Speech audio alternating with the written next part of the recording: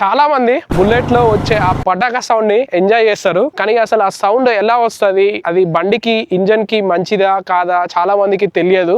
Bike ని high RPM లో rev చేస్తారు. రేవ్ చేసి సడన్ గా ఈ కిల్ స్విచ్ ని ఆఫ్ అండ్ ఆన్ చేస్తారు. కానీ ఈ ప్రాసెస్ లో ఎగ్జాక్ట్లీ ఏం జరుగుతుందంటే ఇంజన్ హై ఆర్పిఎం లో రన్ అవుతుంటది. ఫ్యూయల్ ఎయిర్ మిక్చర్ సిలిండర్ లోకి కంటిన్యూస్ గా వెళ్తుంటది. ఈ కిల్ స్విచ్ ఆఫ్ చేసినప్పుడు ఏమైతుందంటే సిలిండర్ లోకి వచ్చే పెట్రోల్ వస్తుంది. కాకపోతే కిల్ స్విచ్ ఆఫ్ చేయడం వల్ల స్పార్క్ అనేది ఆటోమేటిక్ గా స్టాప్ అయిపోతుంది. ఫ్యూయల్ అనేది సిలిండర్ లోకి వస్తుంది కానీ కంబషన్ జరగదు. ఏదైతే అన్బార్న్ ఫ్యూయల్ ఉంటుందో ఆ అన్బార్న్ ఫ్యూయల్ ఎగ్జాస్ట్ లోకి వచ్చేస్తుంది. ఎగ్జాస్ట్ లోకి వచ్చేసి ఎప్పుడైతే మనం కిల్ స్విచ్ ఆన్ చేస్తామో ఆన్ చేయగానే మళ్ళీ స్పార్క్ అనేది స్టార్ట్ అవుతుంది లోపల సిలిండర్ లో. అప్పటికి ఆ ఎగ్జాస్ట్ లో ఉన్న హీట్ అండ్ ఆ అన్బార్న్ ఫ్యూయల్ ఏదైతే ఉన్నదో ఎగ్జాస్ట్ లో రెండు కలిసి ఇగ్నైట్ అయిపోతాయి. ఇగ్నైట్ అయినప్పుడు మనకి సైలెన్సర్ లో పటాకా సౌండ్ అయితే ప్రొడ్యూస్ అవుతుంది. ఇది మోస్ట్లీ ఓల్డ్ కార్బొరేటర్ బైక్స్ లోనే వస్తుంది. ఇప్పుడు వచ్చే కొత్త BS6 బైక్స్ లో అయితే రాదు. ఓల్డ్ కార్బొరేటర్ బైక్ లో ఏమైతుంది అంటే ఆ ఫ్యూయల్ మిక్చర్ అనేది సరిగా అక్యురేట్ గా జరగదు. ఇప్పుడు వచ్చిన BS6 బైక్స్ లో ఏంటంటే ప్రతిదానికి మనకి సెన్సార్స్ ఉంటాయి. ఫ్యూయల్ ఇంజెక్షన్ సిస్టమ్ అయితేంది, ఆక్సిజన్ సెన్సార్ అయితేంది, ECU మ్యాపింగ్, ఇవన్నీ ఫ్యూయల్ ని ప్రాపర్ గా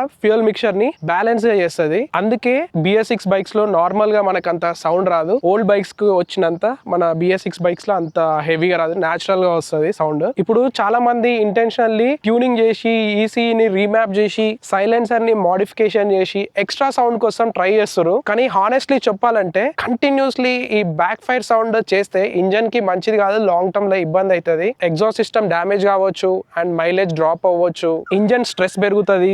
బైక్ ని మెయింటైన్ చేయడం ఇంపార్టెంట్, సౌండ్ కోసం మిషన్ ని అబ్యూజ్ చేయడం కాదు. రియల్ రైడింగ్ ఎక్స్పీరియన్స్ అంటే లౌడ్ సౌండ్ కాదు, smooth engine, long ride and safe riding. ఇది రియల్ రైడింగ్ ఎక్స్పీరియన్స్.